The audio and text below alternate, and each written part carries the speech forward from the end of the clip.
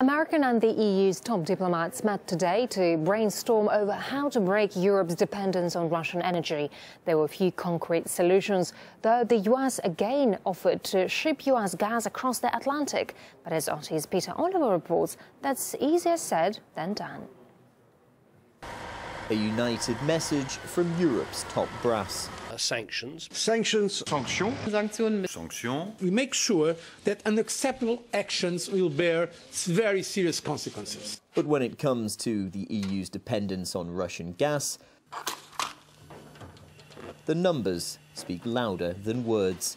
Around a third of the gas used domestically in the EU comes from Russia.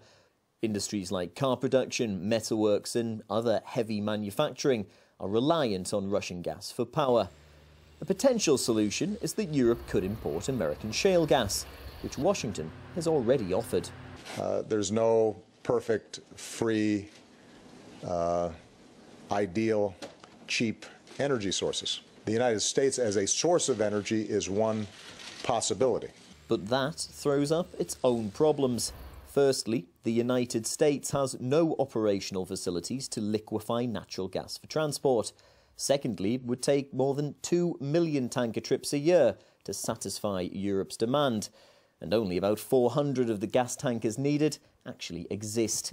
And then the cost of shipping supplies 6,000 kilometres, which would be huge.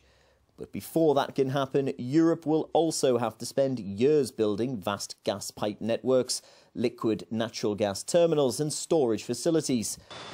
And after all that extra expense, what effect will it have on gas prices? The cost of gas delivered, let's say here in the Czech Republic, would be pretty much comparable to what today's price is. A quick and easy solution to those European countries wanting to diversify away from a dependence on Russian gas may sound too good to be true to some, but when you speak to energy experts, they'll tell you it's completely unfeasible. Well, I think it is very legitimate that every country, and also the EU, looks for diversification. But one has to be realistic and not to go with the populists.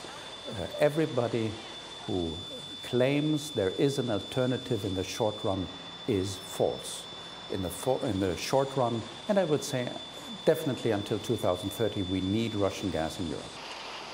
The energy relationship with Russia is just too important to industry and ultimately the EU's economy to risk damaging or leaving the European Union's tough talk on sanctions looking rather toothless.